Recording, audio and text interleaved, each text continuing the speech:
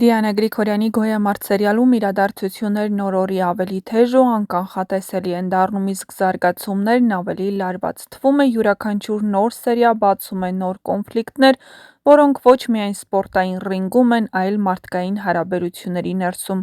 Այս անգամ սյուժեի կենտրոնում հայտնվում է Հունանի կազմակերպած միջոցառումը բռնցքամարտիկների մասնակցությամբ, որը պետք է դառնար հերթական ներկայացուցչական հավաքը, բայց վերածվեց իրական բախումների նախաբանի։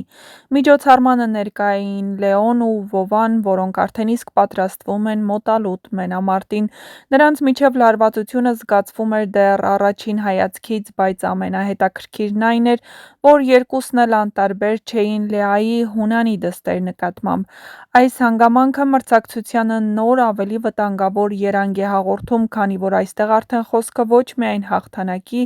այլ նաև զգացմունքների մասին է։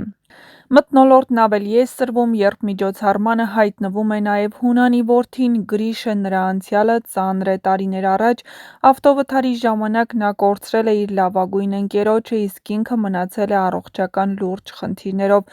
Գրիշը պարբերաբար ուշագնաց է լինում, ինչն ավելի խոցելի է դարձնում նրա կերպարը։ Նա միջոցառմանը գալիս է ոչ ավել, ոչ պակաս Մանանի հետ, Լեոյի քրոջ, ինչն անմիջապես դառնում է նոր կոնֆլիկտի պատճառ։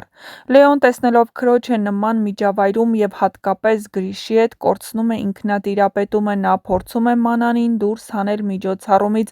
առաջնորդվելով թե եղբայրական հոգատարությամբ, թե ներքին վախերով, չնայած որ հենց այդ պահին Լեոն դեռ չգիտի ով է Գրիշն ու որդին։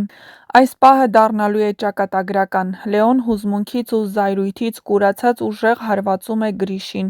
Վերջինս հայտնվում է գետնին անօգնական վիճակում, իսկ դահլիճում լռություն է տիրում։ Այս միջադեպը սերիալում բացում է ամբողջ շղթան նոր հարցերի, ինչպես կարձագանքի Հունանը, երբ իմանա, որ իր հիվանդ որդուն հարվածել է հենց Լեոն, այն մարդը, ում հետ նա արդեն իսկ որոշակի ծրագրեր ունի բռնցքամարտի աշխարհում։ Կօգտագործի արդյոք նա իր ազդեցությունը, որպեսզի Լեոն պարտվի ռինգում, թե այս ամենը կվերածվի անձնական վրեժի։ Գոյամարտը հերթական անգամ ցույց է տալիս, որ այստեղ մենամարտը միայն սպորտի մասին չէ, սա պայքար է զգացմունքների, սխալ որոշումների, անցյալի վերքերի ու չասված ճշմարտությունների միջև։ Յուրաքանչյուր հարված ռինգում ունի իր անդրադարձը կյանքում, և յուրաքանչյուր կյանքում տեղի ունեցած սխալ քայլ իր հետևանքը ռինգում։ Հեռուստադիտողին սպասվում են լարված, հուզիչ և անչափ ինտրիգային սերիաներ, որտեղ ոչինչ պատահական չէ, իսկ ամեն քայլ կարող է ճակատագրական լինել։ Իսկ մինչ կբացահայտվեն այս և այլ շատ հետաքրքիր գաղտնիքներ ու ինտրիգներ, միացեք մեր ալիքին, որպեսզի չկորցնեք առաջինը տեղեկացված լինելու հնարավորությունը։ Իսկ հեռուստասերիալում իսկապես լարված է։ Երկու եղբայրներ պապիկի հետ ամեն ինչ արել են, որպեսզի Մանանը, կամ ինչպես պապը սիրում է նրան անվանել, Մանուշակը, ոչ մի բանի կարիք չունենա։ Պապը կարում է նրա հագուստները, որպեսզի նա իրեն լավ զգա իր շրջապատում։ Եղբայրներն աշխատում են ու գումար հատկացնում, բայց ինչպես երևում է, Մանանը որոշել է ապրել իր կյանքով, եղբայրներին ոչ հավատարիմ։ Նա քաղաքից դուրս մեկնելու համար փող է ուզում, ինչին ի պատասխան բնականաբար եղբայրներն ասում են, որ չի կարող գումարի պատճառով, հավանաբար,